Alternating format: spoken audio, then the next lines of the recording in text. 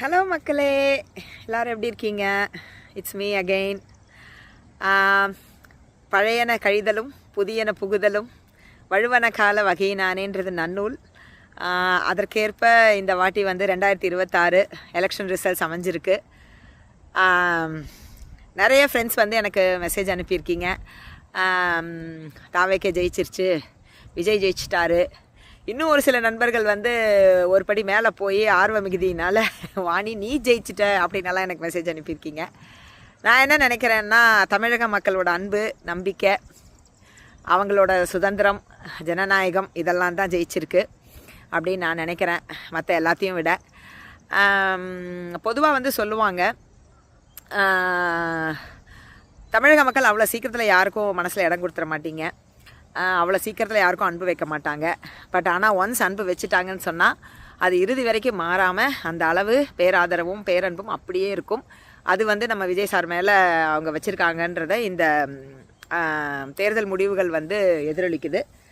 அதுக்கு ஒரு மிக சிறந்த எடுத்துக்காட்டாக இருக்குது. All is well that cos well, that apart, that set apart.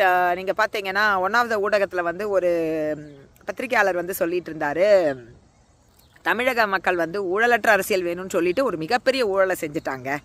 என்னென்னா, ஆளும் கட்சி எதிர்கட்சியினர் எல்லாரும் கொடுத்த பணத்தை வந்து வாங்கிக்கிட்டு, ஆனால் அவங்க போட வேண்டிய கட்சிக்கு, தாவேக்காக்கு பிடிச்ச கட்சிக்கு போட்டுட்டீங்க அப்படின்னு. அது ஒரு விதத்தில் வந்து அவர் விளையாட்டாக சொல்லிட்டு இருந்தார், ஒரு ஜோக்காக சொன்னார். பட் அது வந்து ரொம்ப அதில் ஒரு சீரியஸ் உண்மை இருக்கிறதா தான் நான் பார்க்குறேன். என்னென்னா, முள்ளால் எடுக்கணும்னு சொல்லுவாங்க. அந்த மாதிரி ஒரு ஊழலற்ற அரசு வேணும் அப்படின்னு சொல்லிட்டு அவங்களும் வந்து இந்த கொடுத்த 5000 10,000ன்னு போட்டுட்டு இந்த வாட்டி பணம் கொடுத்தாங்க. அது வந்து தேர்தல் ஆணையமும் கண்டுக்கலை. அந்த பணத்தெல்லாம் வாங்கிட்டு ஆனால் தனக்கு பிடிச்ச தாவேக்காக்கு ஓட்டை போட்டீங்க மக்கள். பட் இந்த விஷயத்தில் வந்து நம்ம இன்னும் கொஞ்சம் வந்து ஆழமாக சிந்திக்கணும் அப்படின்னு தான் நான் நினைக்கிறேன்.